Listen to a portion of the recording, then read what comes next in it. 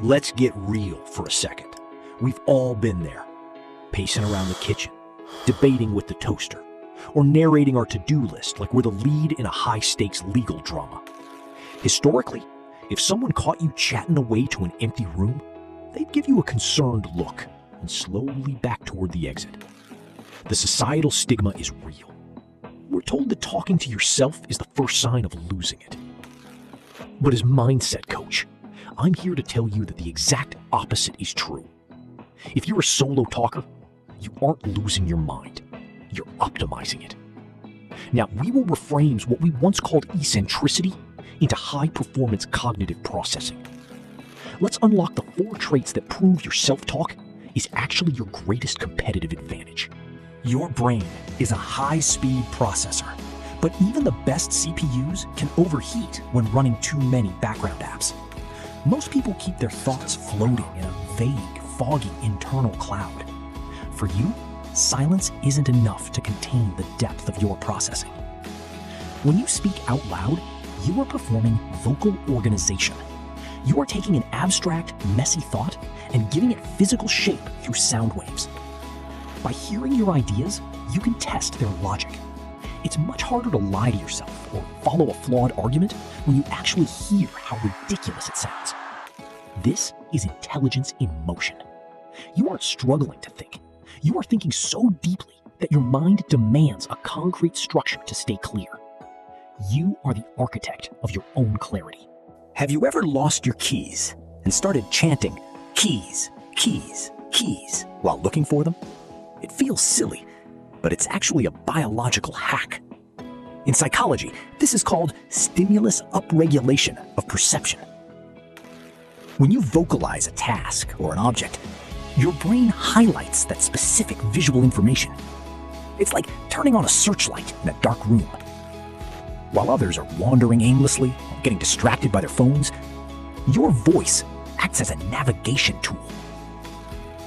By narrating your actions, okay, first I'm finishing this report, then I'm calling the client. You are filtering out the noise of the world. You aren't scattered. You are intentionally directing every ounce of your cognitive energy toward a single target. 3. This is where self-talk becomes a superpower for mental health and healing. When we're stressed, our internal I is often drowning in anxiety. I can't do this. I'm gonna fail. High-functioning individuals who talk to themselves often switch to the second or third person. They say, "Okay, Nate, take a breath. You've handled worse than this." Psychological distance. This creates a gap between the emotion and the reaction. You become your own coach, your own stabilizing presence. Instead of being a victim of your nervous system, you use language to calm it down. You are performing internal emotional labor that most people have to outsource to others. This is a sign of extreme emotional intelligence, EQ. You are your own best therapist. Think of your brain like a hard drive.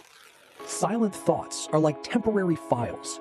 Spoken words are save as important. This is what psychologists call the production effect. The act of producing speech requires more brain power than just thinking.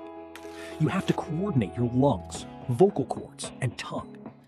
Because the cost of the action is higher, your brain assumes the information is more valuable. Talking to yourself about your goals or your study notes creates a stronger memory trace. You aren't just repeating things randomly. You are intentionally encoding data into your long-term storage. Your voice is a biological reminder system that ensures your plans don't just stay dreams, they become blueprints. We live in a world that fears silence, but judges those who break it. But the most powerful thinkers in history, from Einstein to Steve Jobs, knew that the mind is a chaotic place. They used their voices to tame that chaos. If you are someone who talks to yourself, I want you to stop apologizing for it. You aren't weird. You are managing an active, intelligent mind in the healthiest way available. You are using language to direct your attention, regulate your emotions, structure your brilliance, seal your memories. And here is your 5-minute challenge. Tomorrow morning, instead of just thinking about your biggest challenge, talk to yourself about it. Describe the problem out loud. Coach yourself through the solution using your own name. Watch how the fear shrinks and the clarity grows. Your thoughts are the seeds, but your voice is the water. Don't let your ideas die in the silence of your mind. You've just unlocked a new level of self-awareness. Now go out there and keep the conversation going with yourself. Does your internal dialogue usually sound like a supportive coach or a harsh critic?